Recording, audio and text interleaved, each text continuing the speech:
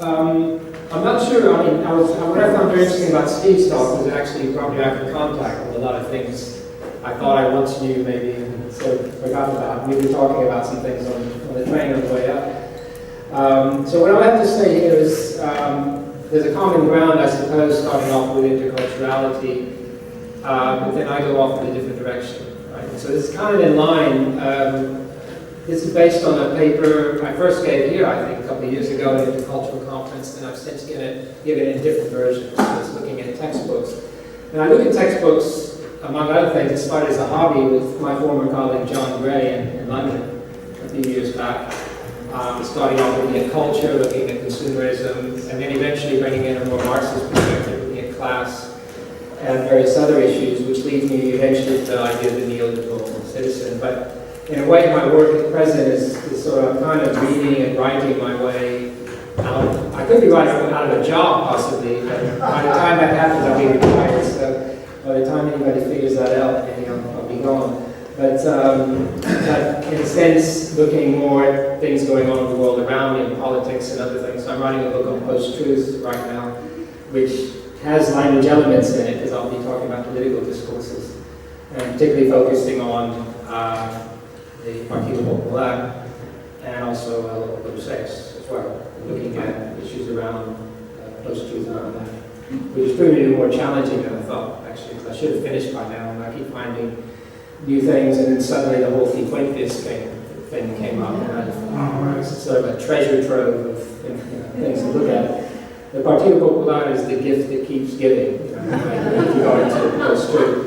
And then it goes away, and then I get the process, there's a lot of stuff on all sides going on. So that's kind of background, but this brings me back more central to, the only thing I can really talk about, I think, nowadays about language teaching is materials with regard to this, so I hope you find something of interest here.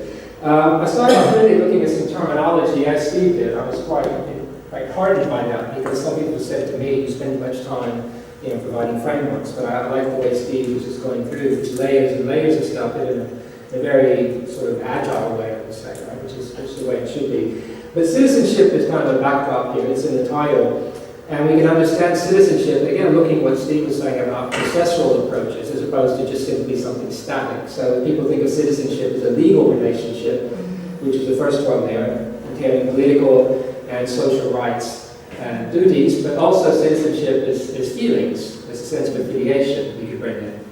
And then we have citizenship as practice. That's very much in line with kind of more post-structuralist approaches to anything to do with culture, language, or whatever. Almost like saying it's social, ongoing, situated, and all the other things that Steve was talking about. So I think we see a parallel when we talk about citizenship. Of course, some of the cited authors here, anybody from Fairclough and Company to Austin and Starkey working in the UK, and Saskia Sassen, in fact, some of her work is a more global sphere looking at citizenship. So that's kind of a background. I hope to come back a little bit to those points when I talk more specifically about the neoliberal citizen. Second and third things we look at, this sort of thing. I remember when I started teaching English 39 years ago in Barcelona. That's the problem. I'm getting to a point in my life where I start making references to stuff 30 years ago. What is that about? Or you see somebody who hasn't seen it for 30 years. That's even very frightening, right? Do I look as bad as they look? So anyway, so the intercultural speaker thing is, you'll be familiar with that. Again, Steve, I'm very thankful Steve went through this in much more detail. And also there's Christina Ross's work on the cosmopolitan speaker, slightly more recently, but what all of this is doing really, it's problematizing culture as Steve was doing, it's problematizing interculturality, what that might mean. But also what I see here is a basis, and I mentioned my language teaching experience because I was kind of the first generation of teachers who were indoctrinated, I use the word indoctrinated, I like that word, indoctrinated into community language teaching in the early 80s when I did a course at the British Council. I'd been teaching English for 2 or 3 years, doing untold damage to all kinds of students, and then I realized I needed help, so I went to the British Institute in Barcelona, which at that time offered all kinds of courses, and I did an RSA course, which was like an MA really, an entire year, and that's where I learned how to be a teacher, and that's where I learned to love teaching, because I think up to that time I was thinking, I can make a living from this, but I'm very aware that I'm terrible at it, so I had to do something. So anyway, the whole thing about the whole community language teaching goes back to the Council of Europe work in the 1970s. And it's actually, I think it's good for people to go back and read this. And I wonder if people coming up now, say we're 25 years old and studying applied linguistics, actually go back and read some of these texts, because they are the foundation of what people understand language teaching to be about. And it's also the spirit of the Council of Europe at that time, which I think there are, I would criticize a lot of what the EU is about today.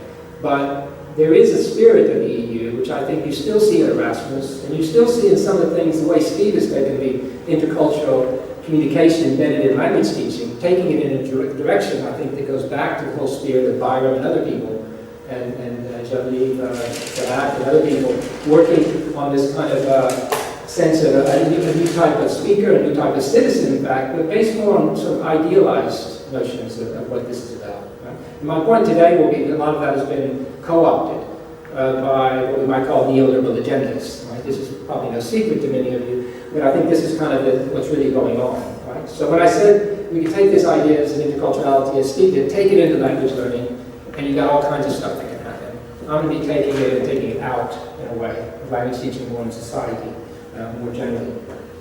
Neoliberalism is mentioned. I've been looking at this for so long, I'm starting to question the term, which is inevitable. We could just call it capitalism as it's practiced today. It might be a better term. A bit more awkward, but perhaps a better term, because then you get into what is really neo, what is all these other things going on. But some of the things that people understand neoliberalism to be about, these will all be familiar to you, and particularly here when we've had austerity adopted as a religion, in fact, coming through the official policies through the European Union, and of course the Southern European nation states have paid the biggest price, I think, of austerity.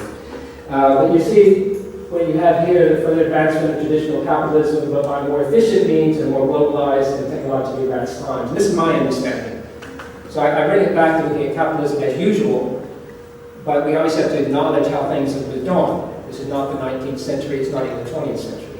And technology becomes at the center of this, which of course is a big theme that Steve was talking about.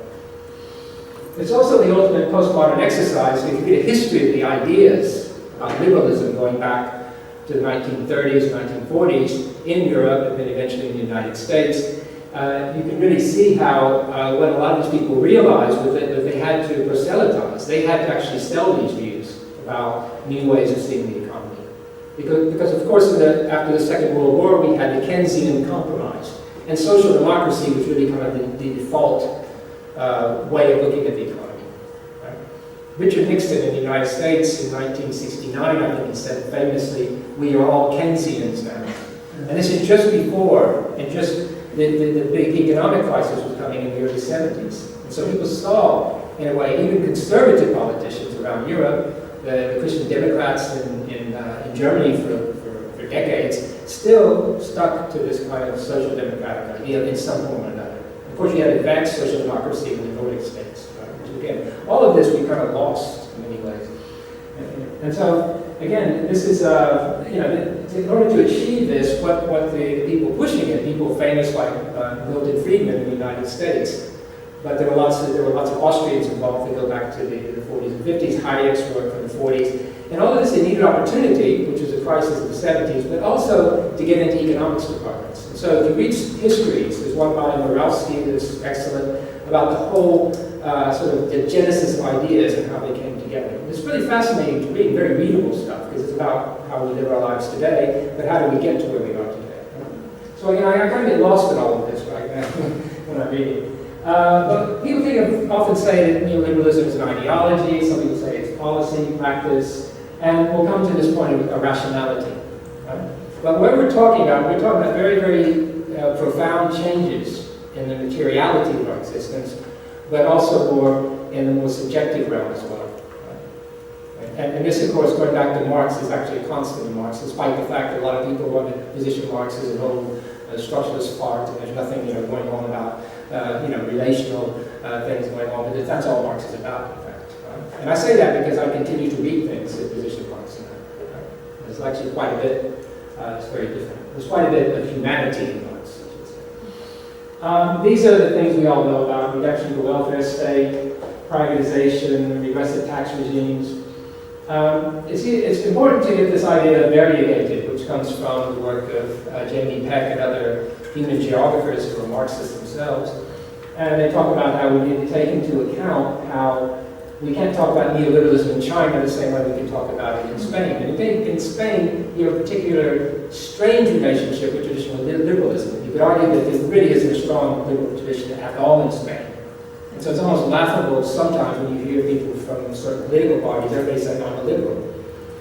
You know, but what does that actually mean? Liberalism perhaps is more appropriate to use maybe in the United States, maybe in sort of Anglophone countries, where you can at least have more historical roots to the way the economy has always been organized. But that's another, we could go on with that. And I put it into class warfare because I think a lot of what's going on is good old class warfare. I mean, that sounds like a terribly, that is still 19th century, that type of thing. But actually, I think there's a lot going on. And a good example of that, if you look at home evictions as class warfare, you have the collusion of governments with banks and normal people who have taken out mortgages, can't pay rent, and then moved out. And so again, some of the things I've been thinking about, it's kind of a backdrop looking at what we mean by neoliberalism. But beyond that, as I talked about, there is this subjective realm. I need to do this. Yeah. So you get some pictures there. Along the top, we have three scholars. I mean, Foucault's famous for the book that was published in 2008 about biopolitics, but in fact, his lectures from 78 and 79, when Foucault was using the term neoliberalism. He does a history, it's an archaeology, really, of neoliberalism.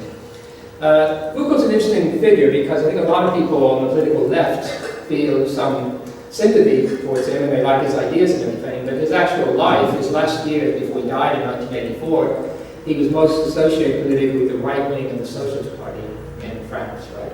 So not particularly left wing. And in fact, when Gary Becker read his work about the history of neoliberalism and how he cited, there's a lot of in Foucault's work cited Gary Becker as sort of a key idea in all of this. Gary Becker famously said, I can't tell if he's against me or in favor of me.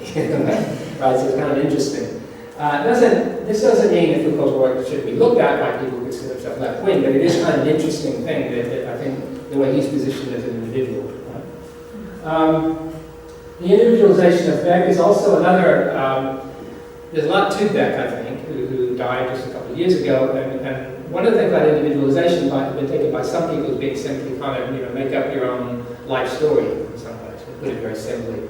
There's a lot more to Beck than that, but I think a lot of what he has to write does lend itself to that. He's very dismissive of any notion of class still existing as a relevant construct, and I would have serious disagreements with him about that. So in any case, we have the, human capital is well known to a lot of people, I'm sure. Gary Becker. I could go into this and just spend an hour I won't, right? So you can be thankful for that. But there's a lot I just want to point out all this terminology kind of comes together around very similar ideas, right? I mean, Wendy Brown's work on the neoliberal citizen, she uses that term, is actually drawing a lot of Foucault. And also, she brings in the whole notion of self-care that comes through. And you have this idea of the individual. A lot of this comes to the individual making their way through life, making their own narrative, and also skill building, which is, of course, Gary Becker's work. We are rational beings, and we sort of go out there and we create our own individual curriculum, if you like. And a lot of this sounds very familiar today because it's what a lot of young people are being pushed into. Being an entrepreneur, being entrepreneurial, in fact, in spirit, and looking out. Everything needs to be practical, and of course what Steve mentioned as well. You don't do something for the joy of it, you do it because it's got some payoff. Right? And particularly in the United States, there's a lot of work that's come out in sociology of education, looking at parenting. So you have these sort of feral middle-class parents who are out there fighting it out to get the best for their children, and who wouldn't? I mean, I don't really criticize individuals about that, but there is kind of a general trend in that direction. And then the whole thing about the students themselves, who are constantly looking, everything they do needs to have a practical outcome. So, for example, if you look at bilingual education in the United States, maybe originally looking at working class and poor children from Spanish-speaking backgrounds in states like Texas, Arizona, California, over a period of time, suddenly the Spanish that they're learning is acceptable to middle-class parents. And so they start putting their kids in these schools and have part of their education in immersion education in Spanish and English. So that at the end of the line, when they're 18, they go to university, they can say, I speak Spanish. I've actually studied using Spanish as a vehicle of communication in the school. if you like. And of course, this changes the whole dynamic of what the schools are about and how teaching takes place. And there's studies by Deborah Palmer and other people showing how middle class kids take over the whole discourse of the class to get more teacher attention because they know how to do that. And you've got these kids from poor backgrounds who don't have the kind of, some people say these sort of intercommunicative resources, if you like, but actually they just can't get they can't get a word in edgeways sometimes because everything's dominated by the kids who are a lot more assertive. So anyway, I'm kind of drifting off here. But anyway, so all of this was work in France, looking at networkers, Boltanski and Ciochello, and then Stephen Gill more recently looked at what he calls market civilization, which again is about me and me getting on in the world. So this is all kind of happening out there. These ideas are kind of floating around. And again, there is a link between the kind of changes in the economy filtering up into this kind of, dare I say, superstructural phenomenon. Now, one of the most cited books in recent years and cited authors are Delvaux and Laval. I will say something, by the way. I mean, a lot of people get hung up on everything in English and that sort of thing. The French consistently, over decades, have produced some of the most interesting scholars in anything to do with social science and humanities, and they continue to do so. I won't mention them today, but there's Dumanier and Lévy, who were two economists, hardcore Marxist economists, writing some of the most interesting stuff about neoliberalism that I've read. And I've become a big fan of it. They have a webpage, they have all the publications up and everything. And these two guys actually more on the Foucaultian end, if you like. And they're very dismissive of Marxism, in fact.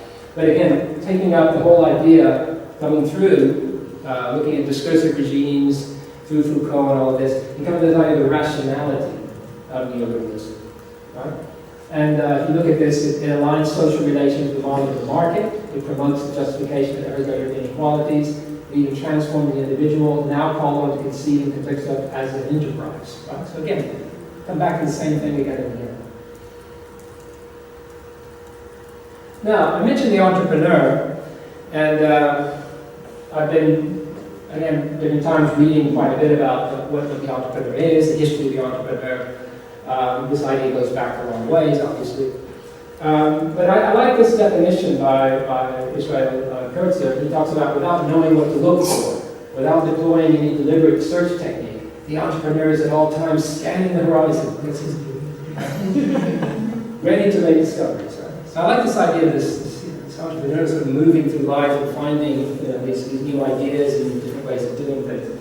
An interesting book, I bought this book and I was a bit disappointed because it's very kind of how-to, very kind of Mickey Mouse almost in a way in its approach.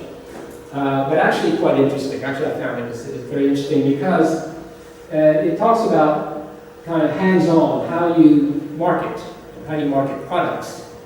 And also it talks about a certain confluence between branding a product and the human side, like human characteristics. There might be sort of the way embodied in a product.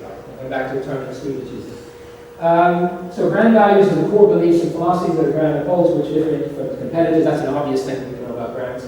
But more to the point, she cites Jennifer Acker. And see, I didn't know anything about Jennifer Acker. Jennifer Acker is an academic in California, but she's also kind of a celebrity type who goes on television and talks about sort of promotional and motivational talks and that sort of thing.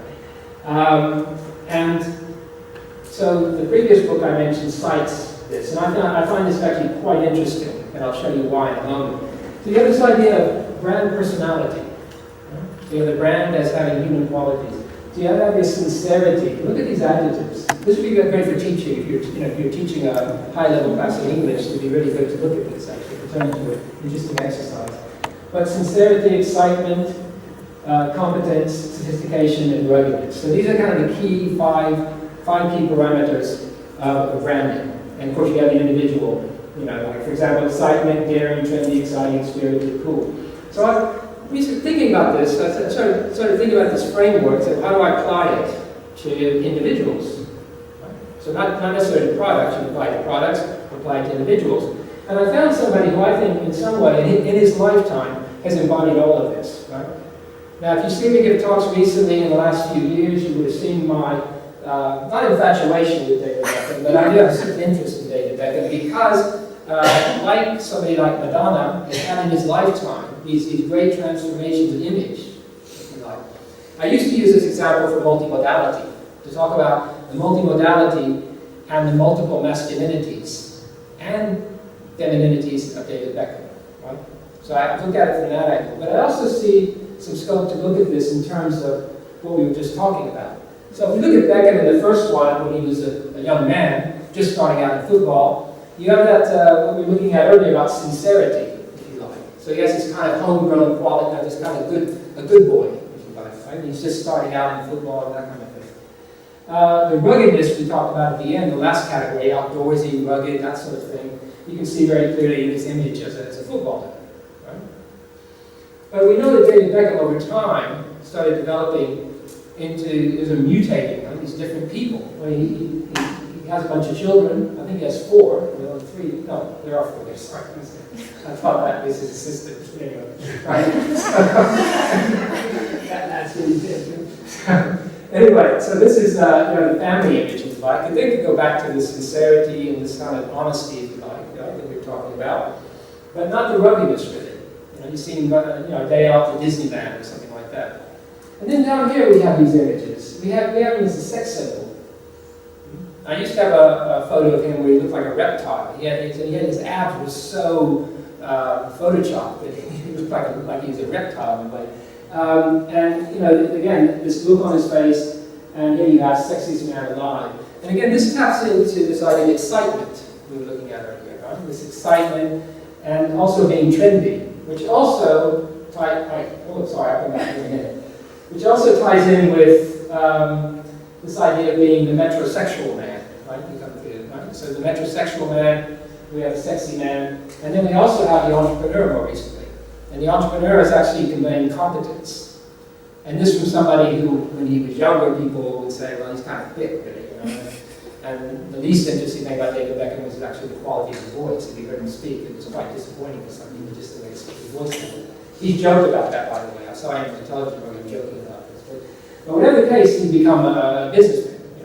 So he brings in the competence. So you have all of these things: sincerity, this idea of ruggedness, this idea of competence, excitement, and sophistication is the other I forgot to mention, which is here, right? And of course, you've already seen this, I gave it away. But I was very taken by the recent election, when we have Inés Arrimadas.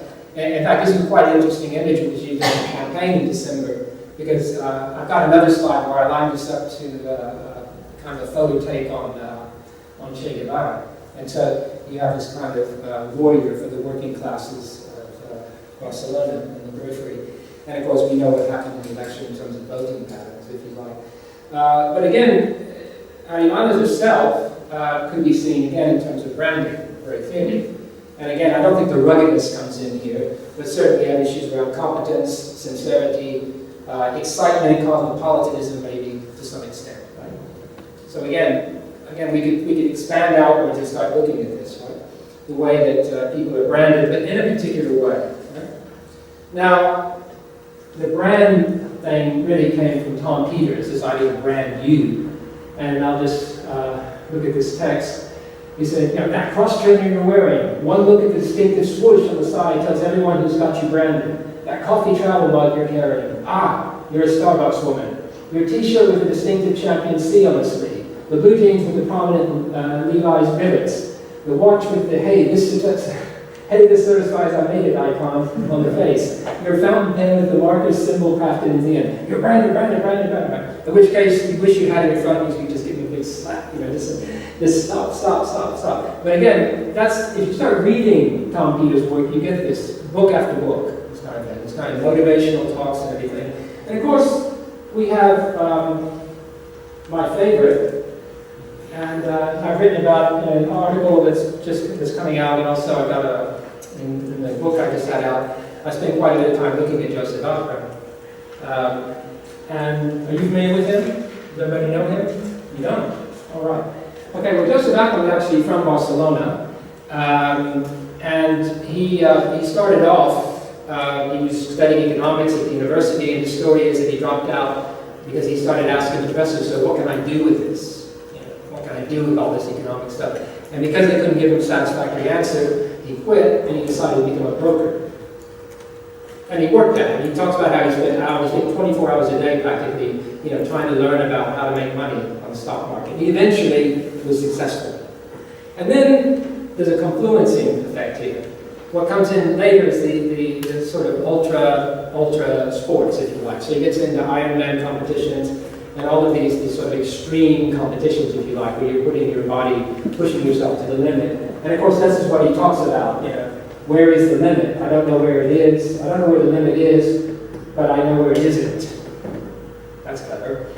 And, he's got the tattoos and everything. What I find quite interesting about, I'm probably about 40, 41 right now.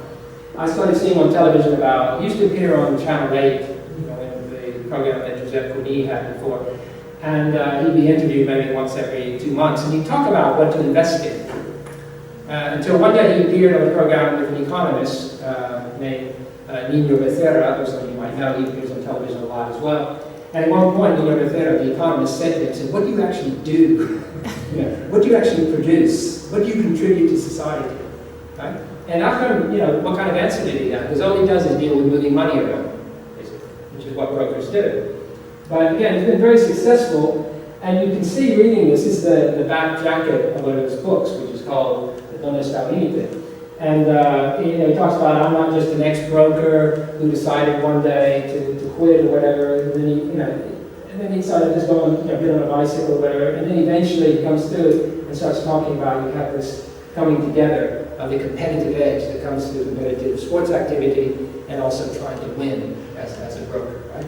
And this is what he sells, and I've spent a lot of time, probably too much time in the past year or so, looking at videos I can find on YouTube where he's speaking. He's an excellent speaker, he's very charismatic. What I find, shall I say, objectionable, or at least, very interesting, but on a personal level objectionable, is the way he sells cool. He's cool. He's got tattoos, he's got a nose ring. It's kind of this image he has. He'll appear with blue jeans and a t-shirt. And I'm just thinking, for a lot of young people, and he has a lot of fans. He has a lot of followers on his Twitter account and everything else. But I've also found footage of him talking about politics. For example, one of them he just kind of goes off about Podemos, which just kind of goes crazy for a while, talking about how terrible Podemos is. So again, his politics are quite right-wing. But on the other hand, he's selling this idea of cool. So that means what's happened? What happened in society that this is actually what is cool nowadays. So moving on from that into education and neoliberalism in education. This is John Gray, I mentioned earlier, and he and I started working together on this notion of materials. In fact, the first publication was in 2012. And we started by looking at the purpose of education in neoliberalism in a way just to service the economy. And again, this notion of human capital comes up again. Right? So the idea of developing workers with particular skills for the market. In a way, education's always been about that to some extent. Right? So we shouldn't think that all of this is completely new. But certainly there's a degree of sophistication that maybe didn't exist before, and maybe a lot of education also was not about that sort of thing. Maybe a lot less of it is like that today. Right? And I go back to the kind of parallel what I said about the way interculturality looked 30 years ago and the way it's been co-opted into a skill, for a lot of people.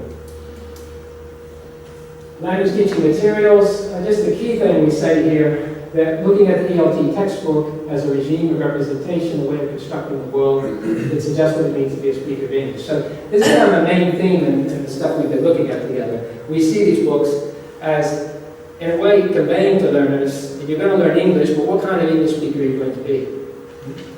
And also beyond that, not just English, because I've got some examples from other languages, right? And I would argue this is fairly pervasive in all language teaching. It's kind of spreading around the world, if you like. But then, what kind of scenes do you see in books? Right? Let's look at what you don't see in books. This is from an East German textbook, 1968. So you're learning question tags and negative questions. So what do you actually talk about, when you're doing question tags? Before 1933, Marx House was a workers' club, wasn't it? Right? I think so. Hadn't been a school before. That's right. Or make a similar dialogues. Lenin printed the newspaper East German Marx House. The British Socialists had given him one of his office. Now, when you look at this, it looks quite funny in a way. But you can take a step back and say, why is this funny? And it's not funny to have a text about Bill Gates. Why is the text about Bill Gates kind of normal? And why is it funny to have this? Or this one, which I kind of thought the first line suggested maybe a Prince song about living, and I wasn't sure. But the first spark of love for living was dropped in my heart by my teacher. And then there were about 30 of us, children of 8 to 13 in a small room. We were all first-year pupils. In those days, children went to school when they felt like it. Our teacher, Raviga, gave each of us 2 exercise books and a pencil and said, children, this is an exercise book, and this is a pencil. Lenin is giving them to you. I took my exercise books and looked at them, being astonished. I think I would be as well. So again, here we have the man himself. So again, that's a listening activity, by the way. So again, this is, I got this from John Gray, and we're going to look at where is it from, but it's apparently from Vietnam, right? So again, so if we're learning English, why not talk about these things? Well, you don't see these things. Now, I'm old enough to know that. Anybody know what that book is? See, I'm really old. See. This book was, I never used these books, but these are Robert O'Neill, Kernel Lessons, right? These were being used in the 70s primarily. When I started teaching this, they were still around, but they were kind of pushed to the side when the communicative language teaching revolution came. But actually, we found an activity in this book that's quite interesting. And it has a look at the working class in Britain, if you like, I guess at the time. And Bill Rawlings thinks he was born unlucky. He works in a factory and hates it. It's very boring work, he often says. The air in the factory is very dirty. We've never breathed such dirty air, he told his wife yesterday. Last year, he and his wife went to the seaside and it rained every day. What terrible weather, he said. Nobody has such terrible luck as I did, Bill often says to himself. Bill Rawlings is feeling very sorry for himself. I'm never going to have any money. I'm going to be a factory worker for the rest of my life, he said to himself. Now, what I find interesting about this is it is an attempt, I suppose, to have in the book not just middle-class people, but also working-class people. But in fact, it buys into a kind of theory of the bitter working-class person, right? Who has no initiative. He has no initiative. It's just luck. I live my life. What bad luck I have. I go to the beach and it's raining. So again, it's actually kind of retrograde in a way, sort of the mentality behind it, right? So it's not actually doing much of a service for working-class people, and in fact positioning it in a way that maybe a lot of middle-class people would have thought. And look at the late 70s in Britain, developments going on, Thatcher coming in, and it kind of ties in with that kind of view of what the working class was doing at that time. Now, this is my book. This book made me as a teacher of the building strategy, the strategy series, and this was sort of the first major community language teaching, as I say here, method, or just book in like series. And it was about this very obnoxious Canadian who moves to Bristol in the UK, and this is Barbara, who's the daughter of his boss, so they start to have a relationship, kind of. And so the book has storylines, which was quite unique at that time. So it wasn't just each unit had different people. It had kind of, they meet, they go out. There's one scene where they're having dinner with a couple of friends, and they find out they don't have any food, and then later on they break up or something. So it had these kind of soap opera things going on. But what's interesting here is they talk about strike action going on. Okay, so this is a book published in 1984, right? So it's looking at the period, late 70s, early 80s. It says, unfortunately, things aren't going well at Western. Western is the name of the company. Yeah? There's a lot of trouble with wage claims, and Jack, her father, who's the boss, thinks there's probably going to be a strike. Jack has mixed feelings about the situation, but between you and me, I think he's getting tired of it all. In fact, he's thinking of putting in an application to join the project which Western is setting up on the continent. I love that. So again, you have the strike action which really bothers them. So I want to get out, basically. But I will say that later books, even though they seem to lose a lot of touch with working class people and also issues going on in society, there are some exceptions. I'm going to show you some other examples from Headway in a moment. But this is actually one where they look at the low pay unit in the UK. Right? So again, you have this social consciousness creeping in. They talk about free meal women in Britain whose job involved processing information. Arrangements do not suit a lot of women, but what we're concerned about is the question of what. So again, they have this whole unit where they talk to somebody who works for the low pay unit in the UK. So you start thinking, oh, well, okay, a little bit of balance maybe. But more typical in books like Headway are activities like this. Right? So you have these two people looking very, looking very modern, I was going to say. It's kind of very artsy, this. That's interesting as well. It's not a photograph, but again. So what do? I'm an interior designer. I decorate people's homes and give them ideas for furniture and lighting. And what are you working on these days? Well, I'm not working on a home at the moment. I'm working on a hotel. I'm designing a new lobby for the plaza. Do you like your job? Yes, I love it. Memorize the conversation and practice in your partner. That's the best way.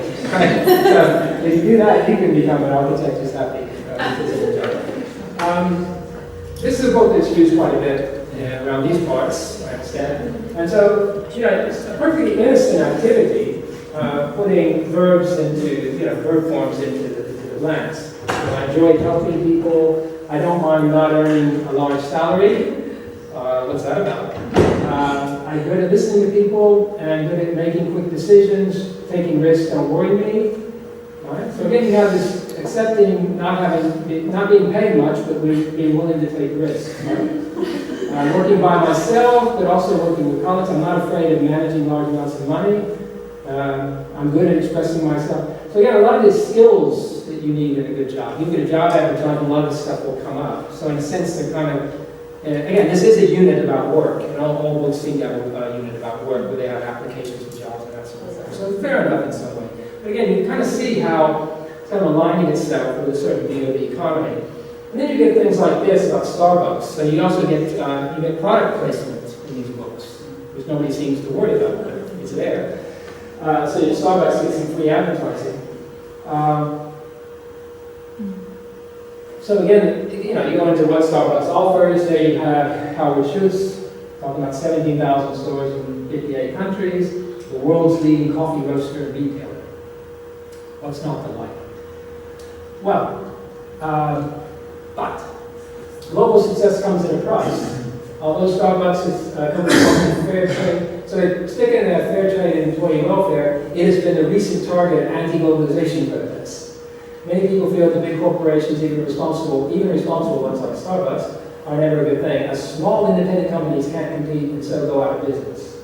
Fierce competition from other chains in the middle of a recession caused Starbucks to close 900 of its stores worldwide, and its worries don't end there. Starbucks came under close scrutiny over how much tax it pays to the government. Well, how dare they, right? But despite these challenges, that's an interesting use of challenges, Starbucks remains one of the world's most recognized brands, blending commercialism and comfy sofas is still proving a success. So we come back around after all the problems, and of course these problems are just kind of a nuisance, really. Why are these people asking them to pay taxes, for example? So again, we get a certain alignment with dominant sort of ideologies, if you like.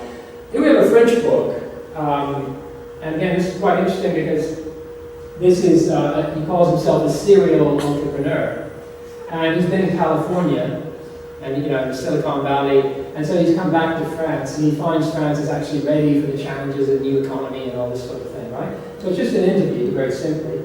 But again, it's positive in a way when it talks about France, because these are French texts. French textbooks are quite interesting. The English textbooks have gone almost completely over to some sort of non-centered, if you like. So they have stuff about Britain and the United States and Australia, but they have a lot of stuff just kind of floating. So there's kind of an international, amorphous kind of identity out there to be had. The French books are still very much wed to a national culture, including all of what is the francophonie around the world. That all appears in the book. You have stuff about politics and strikes and other things. But at the same time, there's a certain kind of timid moving outwards into something more like the English books. But certainly at the level of looking at the neoliberal citizen and the positioning of the books, positioning of the learners, you get very similar things going on. This is just a translation of what he says. The character discourse about bosses, they're over. There's benevolence. The French know that the economy is life, and nothing is fixed, that companies have to die and others be born. There's a new dynamism. Many young people also beginning to understand entering the venerable big business. So again, he talks about these changes that very much parallel what's expected in neoliberal times. This is a German book. And again, you can kind of see from the photograph, you've got these three young people who started a company. Lazy clothes makes hard work, the link between allocating creativity. That's the title, so I've been told by friends of mine who speak German. And anybody a German scholar here? And again, it kind of tells the same sort of story about entrepreneurial activity. And I've found this. This This is a book for learning Mandarin, learning Putonghua, or Chinese, primarily in English-speaking countries, primarily I think North America really. And there's a lesson on shopping and fashion that asks students to indicate they agree with the statements about personality and behavior. So I consider myself fashionable, I stand by and care about brand names, I have a credit card. So again, and pretty obvious, but again, these things are kind of permeating so many, and not just the activities that are about the workplace. They're looking at, this is about leisure activities, if you like. So what kind of things do people do? Well, I'm sorry, I live in Catalan. I gave a version of this talk in Catalan recently, and so anyway, so I'm sorry I forgot to change this up in English. So I'm not indoctrinating anyone. Anyway, so this is Paul Wardy. Paul Wardy has just written a book in a series that I edit, which is called Language, Society, and Political Economy for Routledge. And I met Paul because I was on this tribunal for his PhD at the Conferència. Daniel Casang was his supervisor and asked me to be on the tribunal. And I was so impressed with it. It was written in Catalan. And I was really impressed with it. When he looked in detail. He took some of the stuff that John Gray and I have been working on, this idea of looking at books in terms of social class or just the way the learners were represented or positioned, and looking at it from a political economy perspective. So I thought this is great, and I asked him if he could do it in English, and eventually we got an English version of the thesis, changed quite a few things. And so this came out really fairly recently. Unfortunately, it's in hardback, which means it costs about a month's salary to buy.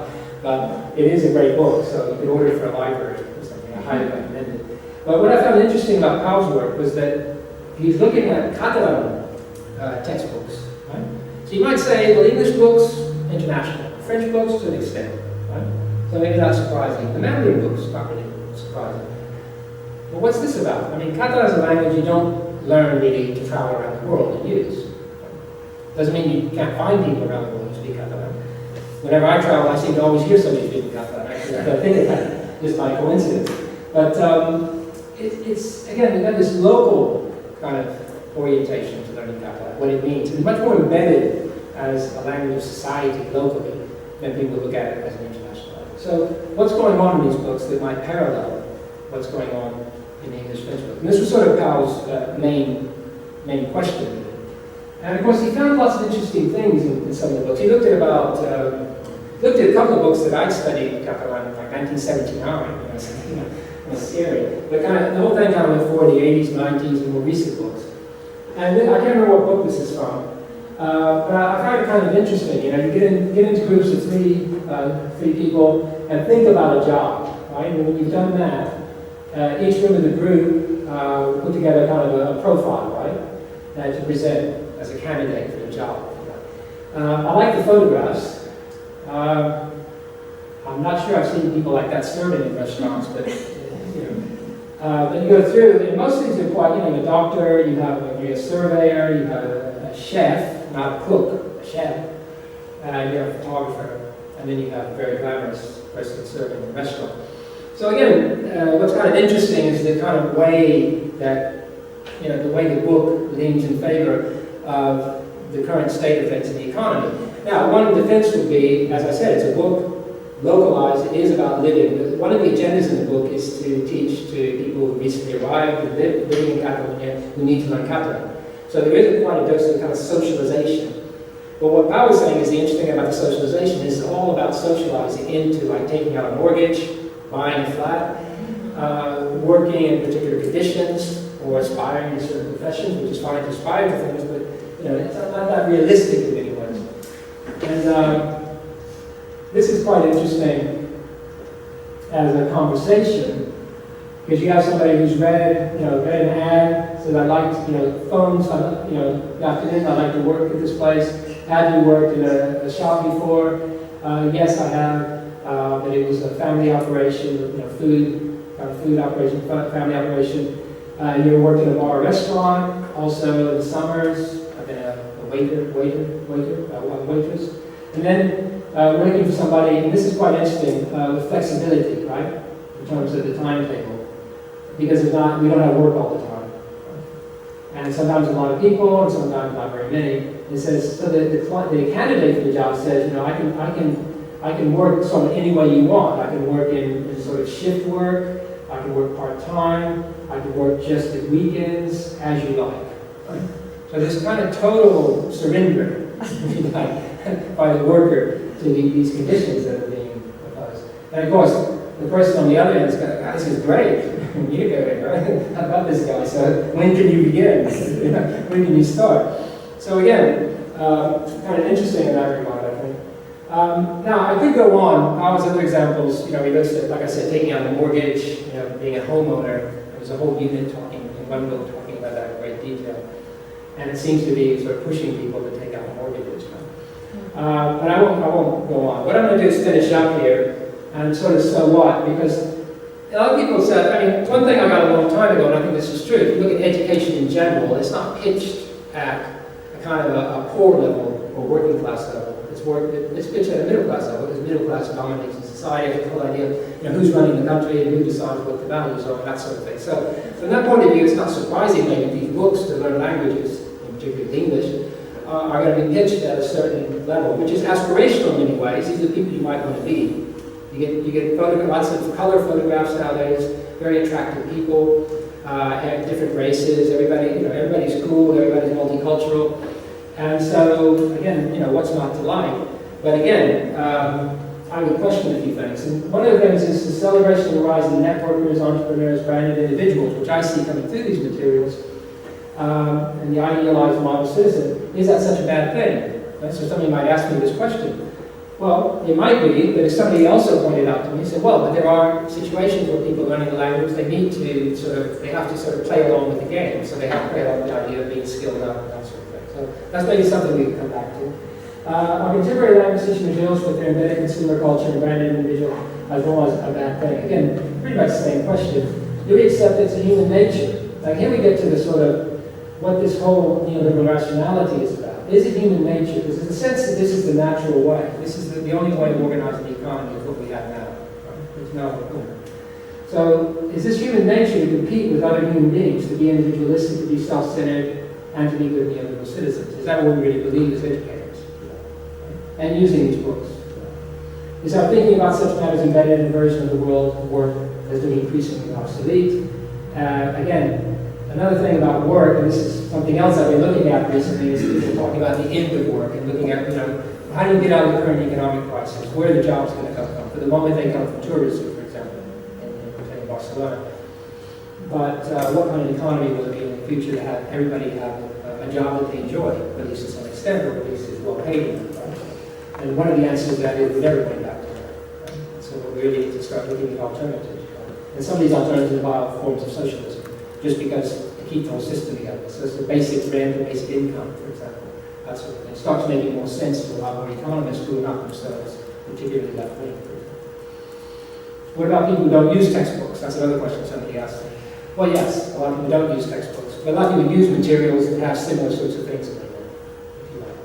Now, I think for if I'm thinking about what I would do with all this, I think all of these activities in themselves should be turned on themselves, because you can actually look at the activity earlier with the verbs, start questioning why is taking risks a good thing. So you extend on you do the activity and extend on it by questioning some of the premises behind it. But there are people, and the only example, one example that we found a long time ago, John and I found, was this book by Elsa Horvath and Nina Wallerstein, which I think goes back to the 1980s. And this is for teaching English to immigrants in the United States and people working in very precarious situations with regard to labor and indeed their living conditions. And again, the units, everything is different. You're teaching English, you're teaching grammar, you're teaching lexis, but you have things like the way we communicate with people depends on our relationship with people. In some situations we have more power than other people. In other situations, other people have more power than we do. So introducing the whole notion of power. And then you have, one of the things that's very difficult is subject questions. When you're teaching and when you're learning English, when you're teaching English, the subject questions become quite difficult because you go to all that trouble teaching those stupid auxiliary verbs, and then suddenly you cut who speaks loudly and it says, where is does? You told me I needed does, and you take it away. So again, you could teach this in many different ways, indirectly or whatever, but actually concentrating on the whole notion of power, and you end up with very different sorts of questions for them to discuss working in pairs. So I think this is kind of interesting. as an alternative to what has become the mainstream. Again, this goes back to the 1980s, so again, we can move forward with this. And then more recently, I don't know that much about this, but this is a good friend of mine in London, Mel Cook, and this is a group she's worked with. And English Interactions, collaborating with researchers at King's College on a project linking sociolinguistic research with ESOL teaching. Researchers at King's investigating migrants from Sri Lanka and Tamil community, looking at how they repertoires developed in Tamil homes in New Zealand. So again, this is kind of taking the whole notion of learning English away from the authorities, saying how can we teach English so these will be good citizens, docile citizens, and go along with everything.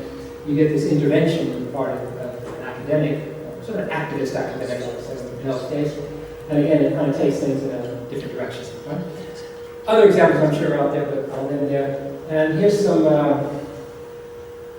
these are some publications where I've dealt with John Gray and along with some of the things. This is a book that's just come out.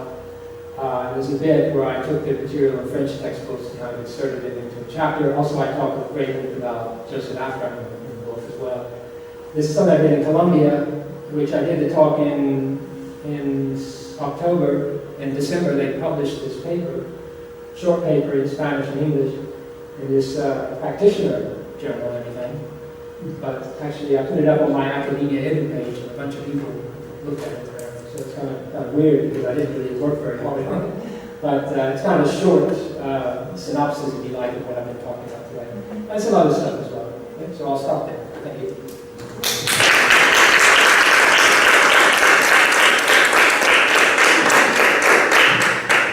Can we have, perhaps, maybe if there's a question, one or two questions about this last talk, and then a quick round for both of them. Do you have anything? Marie?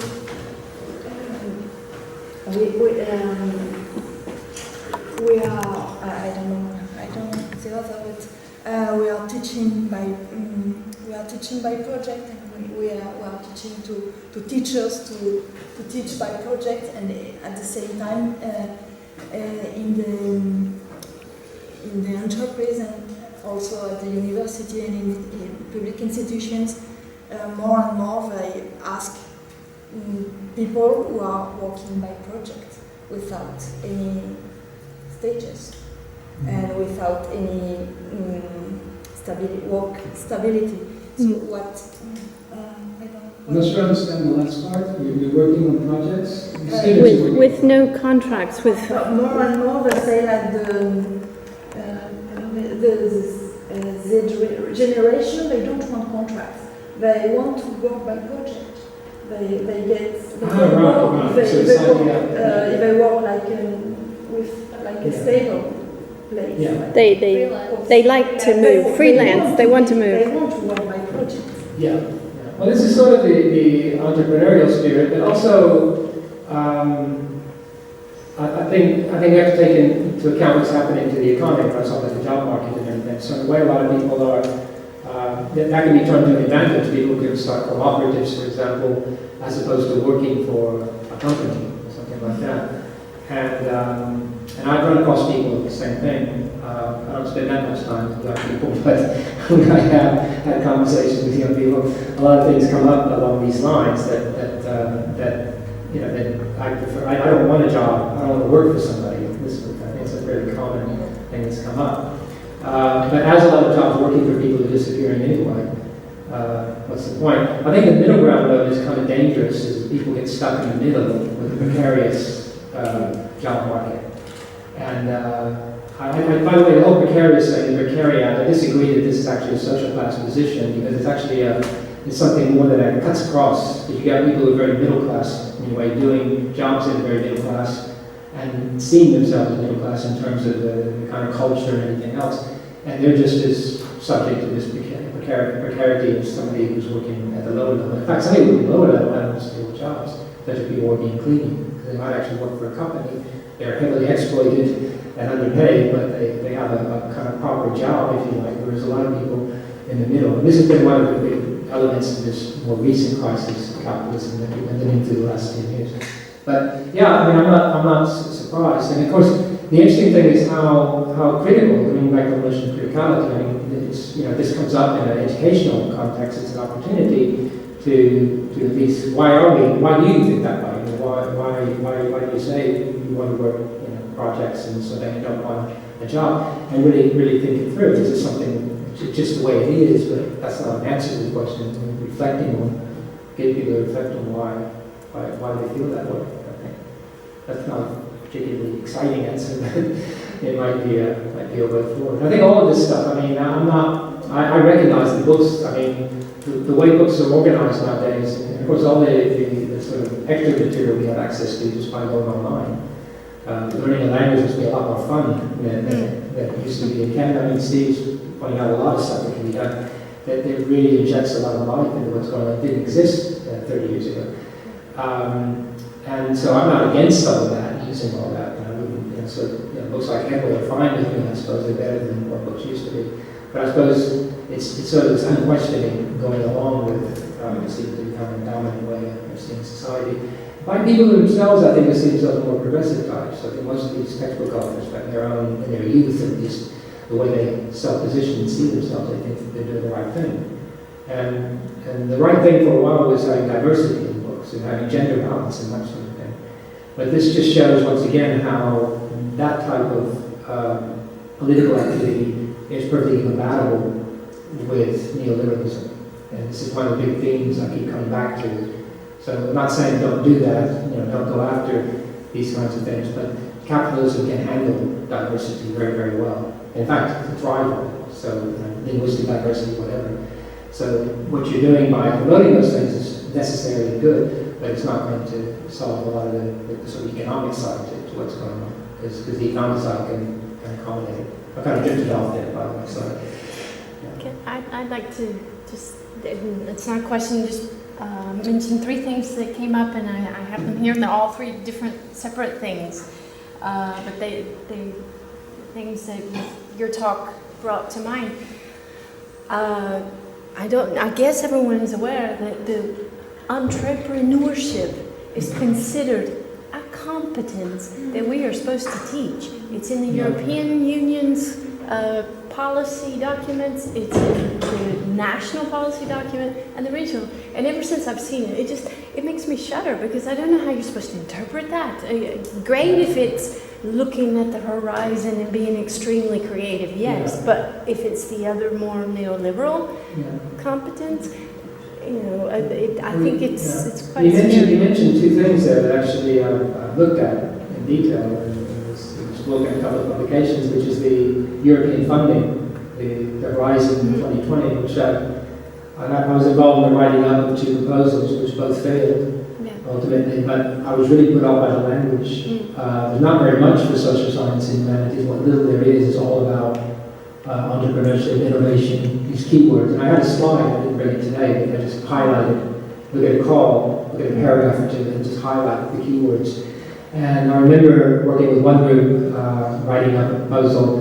There were people there that were saying, no, we've got to use these words. These are the keywords that have to be used. So you end up kind of, you're using language that you might find objectionable. You might like it, I don't know, but you might also find it objectionable. And the whole thrust of it, it's not enough just to do the research. I can understand it's not enough to do the research because it's interesting, but there seems to be no middle ground between research that's considered useless, it only has interest value, and then the other stream, which it has to work for the economy. And it's all about making Europe more competitive. And the other thing I look at is the entrepreneur law that Rajoy brought in 2013.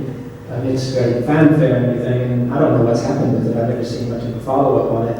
But the idea was to create this entrepreneurial culture. And it's interesting what you're saying, because I think I write in the book, I've seen no evidence or studies about how this is filtered down into universities teaching, and indeed down into schools. Because there are courses. It's being discussed right now. It's part of what we're discussing it on the level of faculty, is how we rewrite our curriculum. So I mean, in a poetry class, would you inject the whole idea that some poets sell books? I mean, I don't know. I mean, that sounds fairly trivial, but where are you going to bring some of this entrepreneurial spirit into?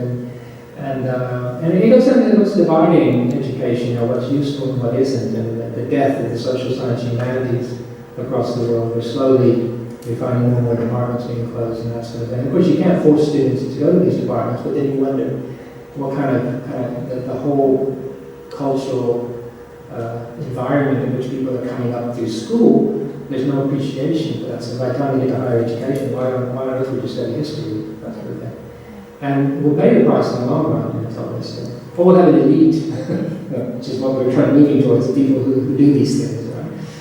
And they're kind of weird, but yeah. Sorry. I've got two other points that they're completely, again, not related one to the other. Something, I was wondering if you've done any research with this new sort of crowd sharing economy with Uber, and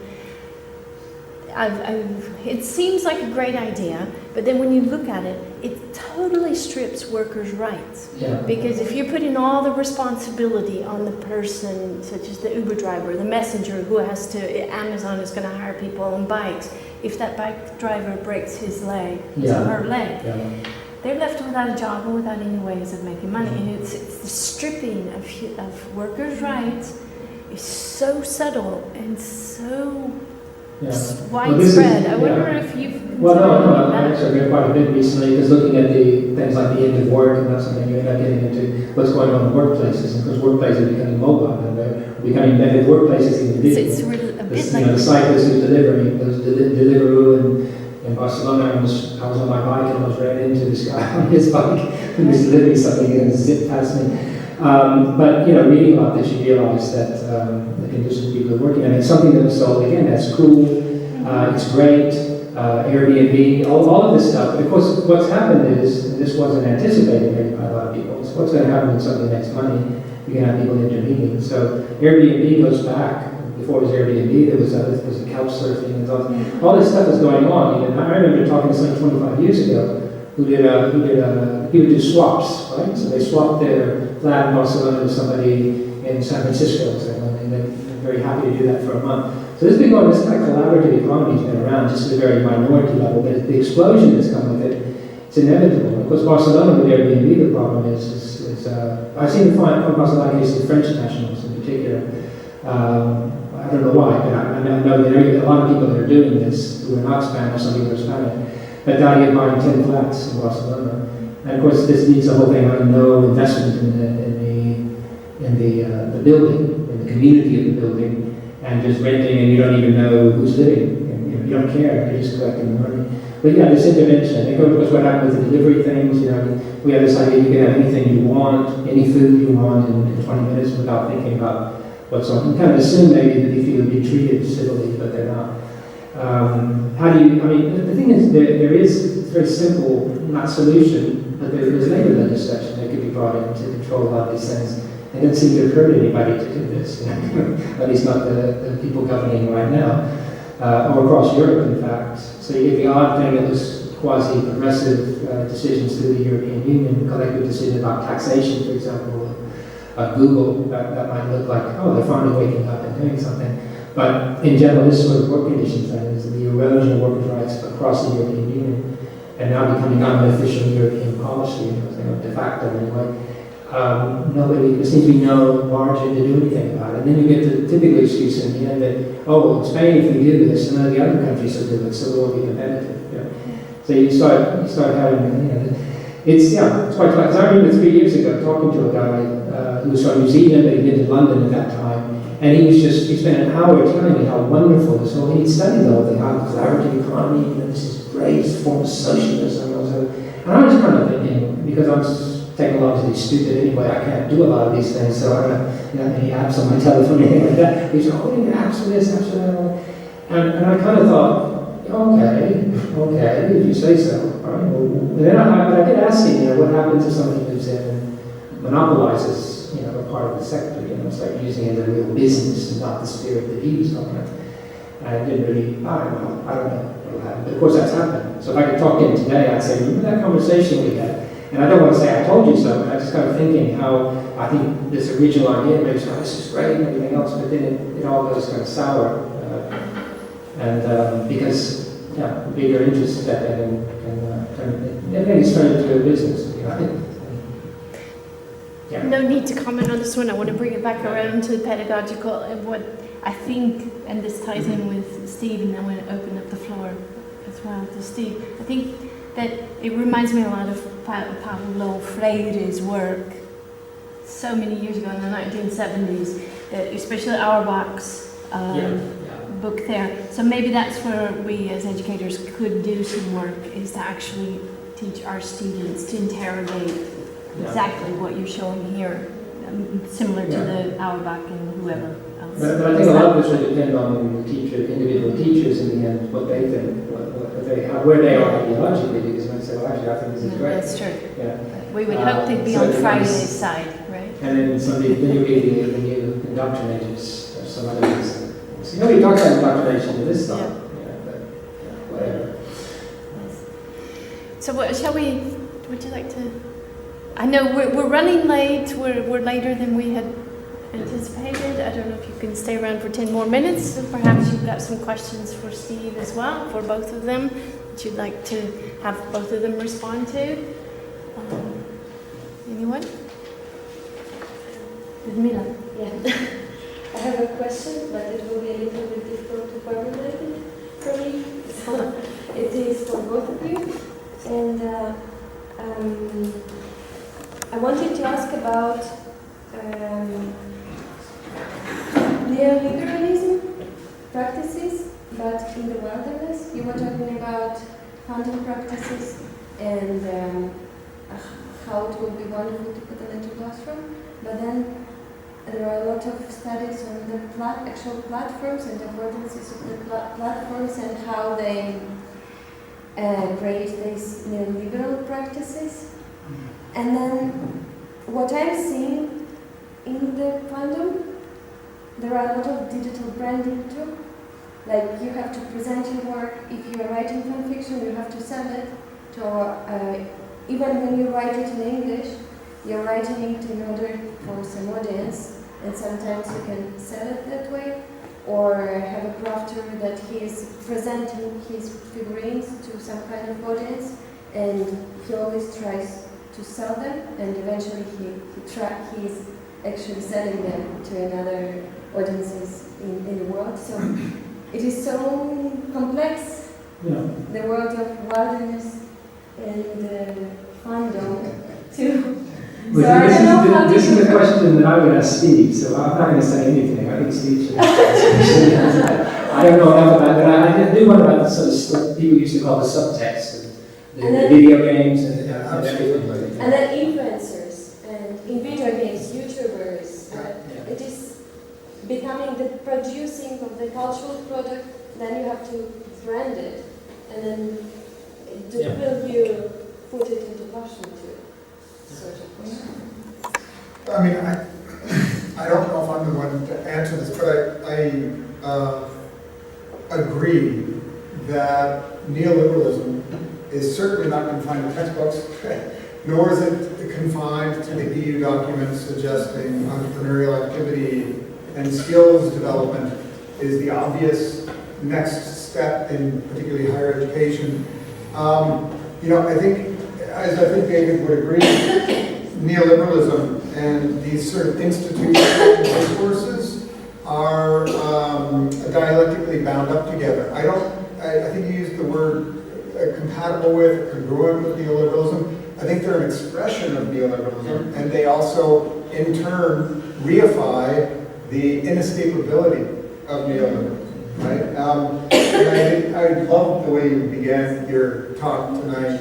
They were just saying neoliberalism might just be capitalism as currently practiced, and I think the ways in which branding and all these sorts of things are a big part of that are huge. So, in very specific response to games, although it could be extended more broadly, do you know the work of Ian Bogos, perchance?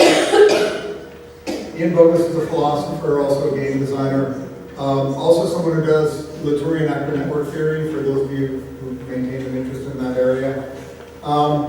He talks about what he describes as the procedural, or he labels as the procedural rhetoric of a game. So the procedural rhetoric of a game is the underlying ontology or reality that the game mechanics realize as players engage with playing the game. Does this make sense? So, so many games, World of Warcraft would be a great example, and I've done a lot of research on that game. You know, you have an auction house, so things have prices and values. You have levels, so you're constantly seeking to maximize your level. You have armor and gear that also is adjudicated in its value by its level or its strength, right? I mean, you're constantly confronted with the overwhelming urge to create conditions of surplus capital. So fundamentally, you're living and actualizing your play in the game in ways that also are congruent with or expressions of neoliberal ideology. Now, they're not restricted to that. There are what Jim G and others call affinity spaces in these games. So instead of having a zero-sum game where there's a winner and a loser, as in a direct competition, you do have some environments where you play with a group and there's usually some competitive element, like you're playing against another group. But instead of a hierarchy forming within your group, a boss has senior managers, and those senior managers each manage other people. That can break down a little bit, and you see that everyone benefits when there's an open affinity space where experts and novices help each other. Certainly the experts have a vested interest in seeing the novices get better and provide them feedback and support, because they can't play the game as well when other members of their team's levels aren't good. So there is kind of a less overt competitive dynamic, which is called this affinity dynamic, that also takes place in these games. But Ian Bogost does a really nice job of talking about the importance of procedural rhetoric in these games. And in an article I just read of his from back in the day, it's a chapter actually, in a book edited by Salen, S-A-L-E-N, from MIT Press. He talks about the procedural rhetoric of a game, and now I'm the one going on and on and on.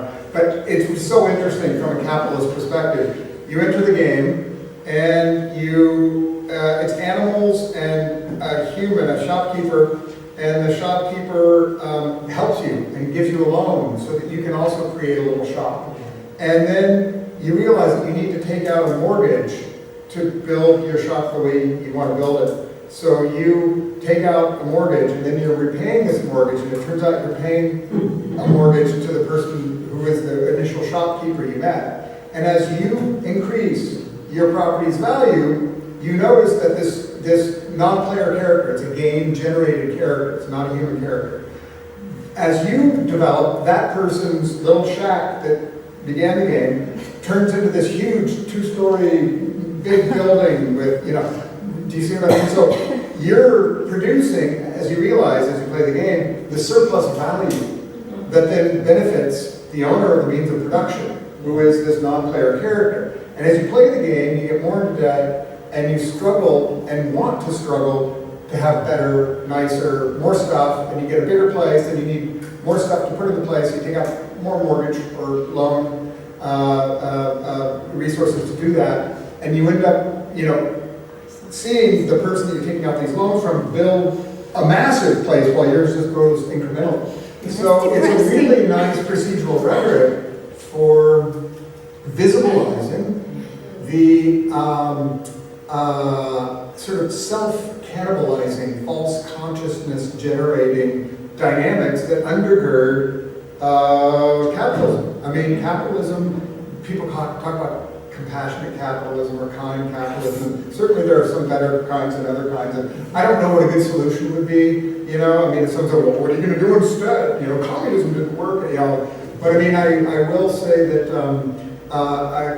anything that is intentionally designed to produce surplus value for an extreme minority of our biological conspecifics, other members of our species, is a system that I find ethically reprehensible. And so you can actually experience some of, like, another example that I think it was Ian Boas describes is I'll think of the game name in a minute, but you enter the game as an African-American male in prison, which is not the way most game players expect to begin a game. Or if you're of a certain ethnicity, if I'm remembering this correctly, you can't play the game up to, say, level 10 or 20 or whatever it is, without having trouble with the police. It's impossible to play the game without being pulled over, being, chastised, being singled out, being profiled, whatever. It's impossible. So the procedural rhetoric of those games is to heighten and make visible certain aspects of societal inequality. Yeah, that's it. That's the one. And it's not a great game. You can kill a female prostitute. There's all these other things that can happen in the game. I'm not, by the way, I'm serious about this, but I am not endorsing games or any particular game, but they have a procedural rhetoric, just as life, and certain life environments have procedural rhetorics that undergird them. And I think that those can be really instructive and provide opportunities for reflection and criticality.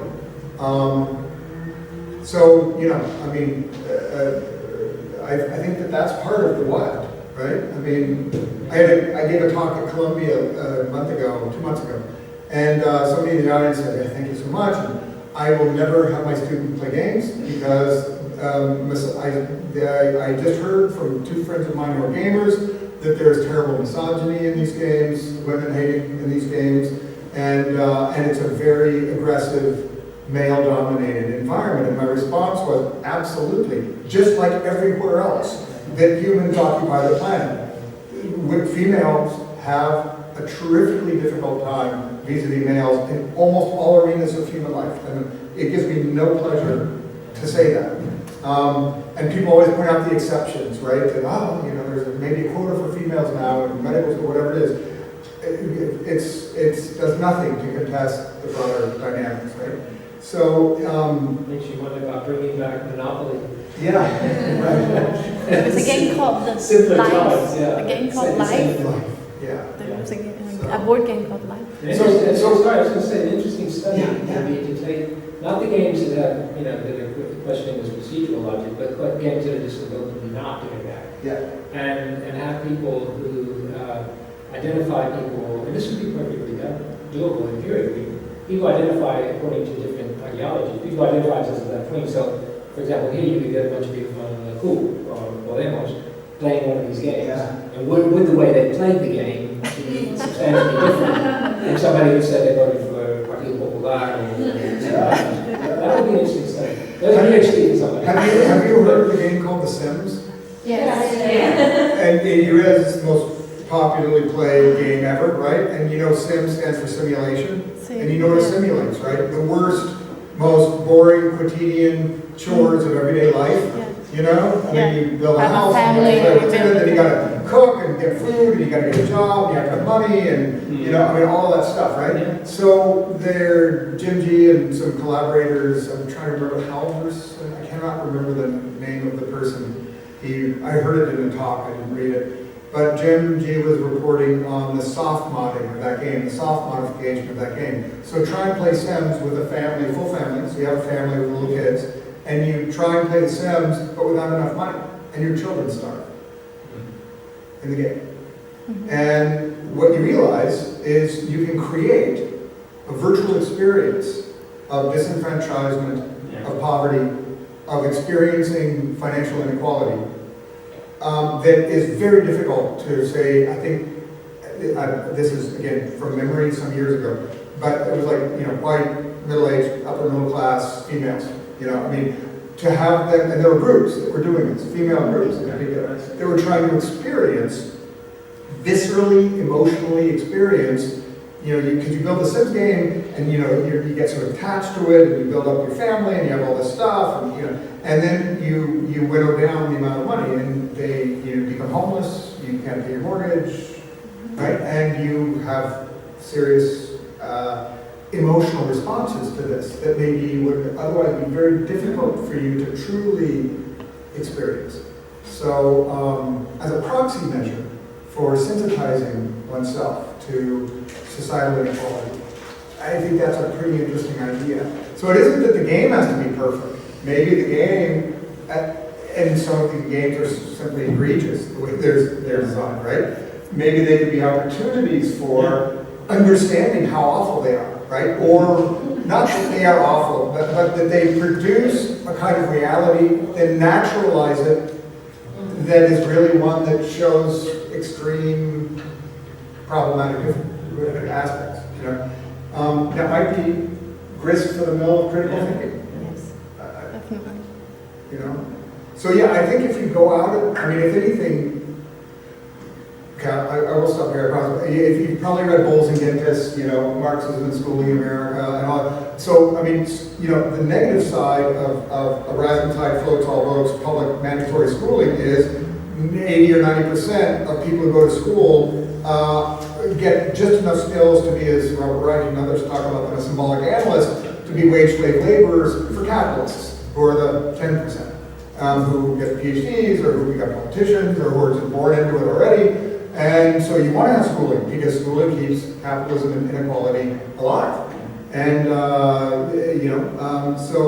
there's a really negative way to look at schooling. So if you're talking about in the wild, there might be some of these beautiful fantasy spaces where it's all love and gardens and water and everything blooms, but it might also be that you just see the visceral reality of unfairness and inequality and racial bias and sexism and all these things that happen everywhere, microaggressions or big macro obvious things. So Bourdieu and Passon also talking about symbolic violence in schooling, right? Maybe we could help see that more clearly if we not only look inside the academy but also outside in the wild, if you will, to see what mechanisms are at play. How is this a culturally organized arena of human activity, and what are the symbolic or maybe even material economic mechanics that sort of undergird this micro-ontology that you're looking at? And that might be a really interesting exercise.